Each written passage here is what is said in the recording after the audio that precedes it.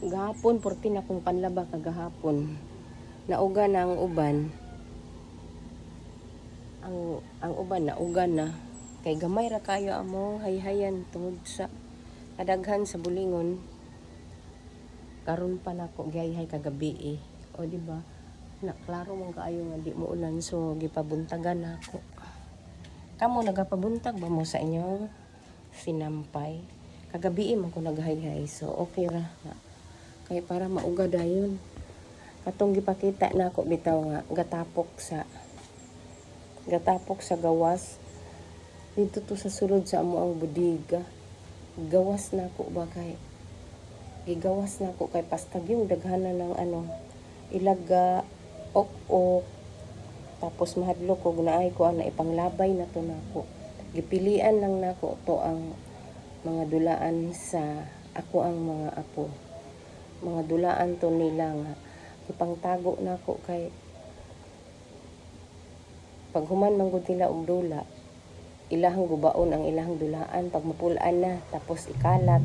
So ang gibuhat nako sa puton man ko anang kalat isuda yon og sako. Tanan toys nila gipangsuda ko sako na nangadaot naman kay nagnapansin nako nga gipangpuy-an na mga ipis-ipis. Sumoto igawas nako ilabay ko tong mga sanina nga karaan pa ni Mampor. Na iniguman ako pangapi mo na pud to akong trabahoon karon. Trabahoon na pud nako to karon kanang unsay tawag pilian lang siya, pilian. Baho na kayo ok. Hilig kayo ko kanang mga tago-tago bitaw kana bitaw pag mapalit og mga usa ka butang na taguon. Ako huna-huna unya ra igawas inig nanay kanang maplastar na kanang mainguna na hangtod nga malimtan. So karon ako atong itago. Unsa na? Ako ana pud tong ipanglabay na lang nako to ang di na mapuslan oy kay kapoy kay nga sa budiga maka-stress og tan-aw na gubot. Karon nagkaedad kay di na ko gusto stress. Ma-stress lang ko kung wa nay kwarta. Adlaw Sabado man karon na ugma manggod kay Domingo na ako'y lakaw. So ako gina siyang trabahoon karon katong akong gipakita sa inyo nga nagtapok dito sa gawas. Kay nagsayo gihapon ko og mata. Sa bagay alas 5 na. Pero unya manggod dito dapita pastang init kay dito. So ako ang gitong unahon ang plato. May mga plato namo nga tinago ba? Mga plato namo nga tinago nga nagpalit ko og 2 ka dosinang plato nga burag plastic. Karon gihumulan ako dito sa planggana. Ako atong limpyuhan karon na dili na naibalik sa sako-sako. Sa una mo gisako-sako nako kay kanang para kunuhay hapsay na abi nako og ibutang nako sa sako na ibutang sa budiga.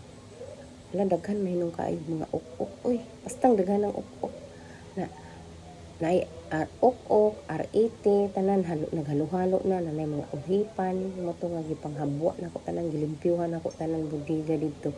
Ang nabili na lang sa budiga namo ngit-ngit manggod man di nako mapakita. Dili gid siya matawag nga budiga, barabag CR namo ba na ang CR manggod namo kay puno na to so wala na namo gigamit. Na dako-dako man to nga area, buraman putog isa ka kwartuhan namo, kwartong gamay. Dito na ko gipambutang tanan nga dili na magamit. Kulang na lang pati bisikleta nila dito na ko ibutang dati. Ana dito stroller, mga kuna na dito. Gamit sa kong anak nga nami aquarium sa una pastang dako mo aquarium kay nabuang akong anak anang iyang anak bitaw isda bitaw nga mo dakog ulo diri kanang dakog ulo na kuan kay siya ana sa una. So bastang dagko sa amo ang aquarium murag una ni kadagko sa lamisa na bugat man ibutang na pud nako dito. Tan-aw na ko to og mapuslan kay gamiton. Panggamiton na lang oy ang di na magamit ilabay.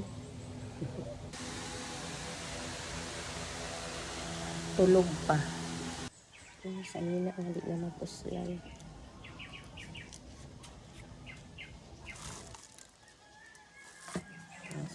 gatas. Sanin na kani dulaan ni dulaan. Ito pa. Kasang daghana.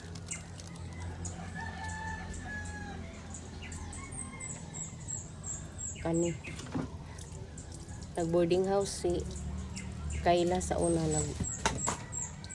nag-boarding house siya. So iya mga butangan nagplato iuli sa balay. Tapos sa mga daghana na namuan ni. So gitapok na ko. Kay Hello Kitty man ni nara mga plato. Pangtago na ko.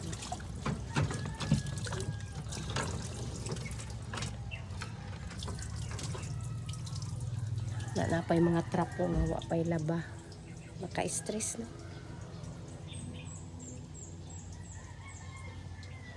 Abri na pud oh.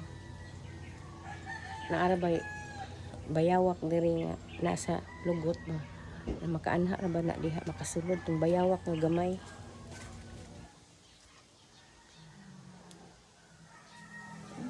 Sino na?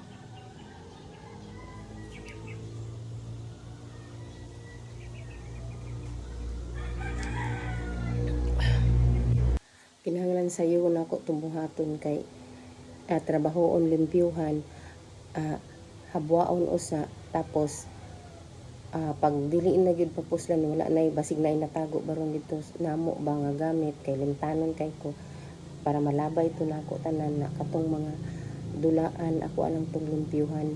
Mahilig kay ko magtago-tago. Ingon nila na daw tawag ana nga tao nang sakit daw na nga kana bitaw mahilig magtago-tago na pamaliton ug gani bitaw gid nako na siya.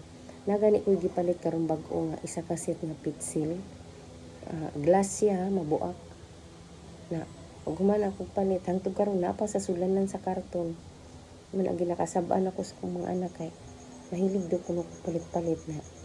Ingon ko sa ako ang mindset, ako na siyang paliton kay cute, kakaiba ba, kakaiba ang iyang baso, murag dili common, tapos glass. Na ako siyang i-display, ako nang nasa akong mindset. Magsige na ako pang decorate, murag wala na sa kuan man kato siya, ipanglabay ko na to. Ipanglabay na nako kay murag dili na healthy. Napod gani ko inaabot guys nga parcel. Kato siya, logo to siya. Logo sa ako ang gitrabahoan na nag-order ko ato kay syempre kanang ang naamgod sa kong hunahuna puhon mawala ko diri sa kalibutan. Kanang makita sa akong mga apo nga unsa na siya nga logo nga ay diha ni nagtrabaho akong lola mo din nagtrabaho sa akong lola. Trabaho man gud nako ahente. So ang logo sa amo ang kuan si tawag ana sa amo ang agency kung asa ko nabilong nagpahimo kog logo ginhimong orasan wa pa na ako giabrihan pod ay ambot na lang